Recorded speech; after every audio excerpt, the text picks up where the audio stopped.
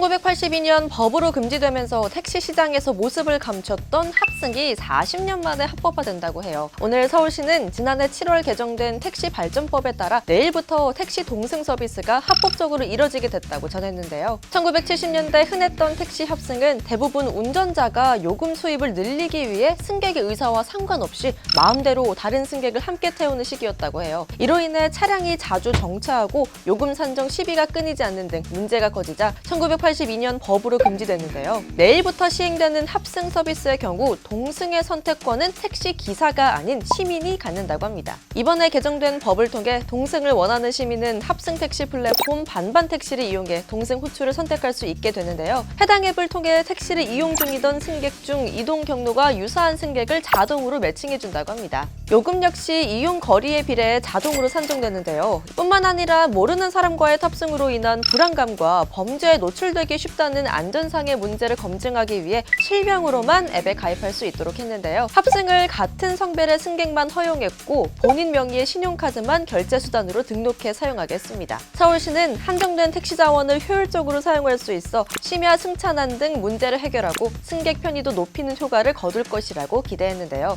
택시 동승 서비스가 플랫폼 사업자가 운영하는 앱을 통해서만 가능한 만큼 다양한 사업자가 참여할 수 있도록 적극 지원할 계획이라고 합니다. 비 오는 추운 어느 겨울날 한 철교 밑을 지나가던 남성. 그때 우연히 방치된 강아지들을 발견했는데요. 한두 마리인 줄 알았는데 가까이 가보니 무려 30여 마리의 강아지들이 묶인 채 버려져 있었습니다. 자세히 보니 이 강아지들 한국 고유 품종인 진돗개를 닮았어요. 지난해 12월 미국 로스앤젤레스 카운티에 있는 도시 산타클라리타에서 발견된 이 강아지들. 댕댕이들을 처음 발견한 조니 지딕은 경찰에 신고한 후 이 소식을 SNS에 공유했습니다. As we pulled in through this first corner here, we saw about 2 dogs. So I was like, that's weird, you know. It's raining while they're outside. 정말 많은 강아지들이 추운 날씨에 쉼터도 없이 방치되어 있었는데요. 먹을 것도 마실 것도 없이 체인에 묶여 있었죠. 안타깝게도 이 강아지들은 한국 품종인 진돗개의 믹스견인 것으로 알려졌어요. 현재 경찰 측은 현재 총 21마리의 성견과 10마리의 새끼 강아지가 발견됐다고 전했다고 합니다.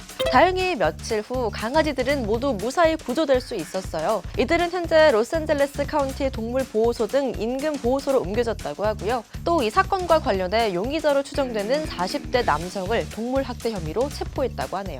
춥고 위험한 철교 밑을 떠나 구조된 진돗개들, 하루빨리 좋은 가족을 만날 수 있었으면 좋겠네요. 여러분, 이틀만 더 있으면 설 연휴예요. 모두 조금만 더 잘 버텨보자고요. 132 좋아요, 구독 잊지 말아주시고요. 저는 다음에 다시 만나요. 안녕!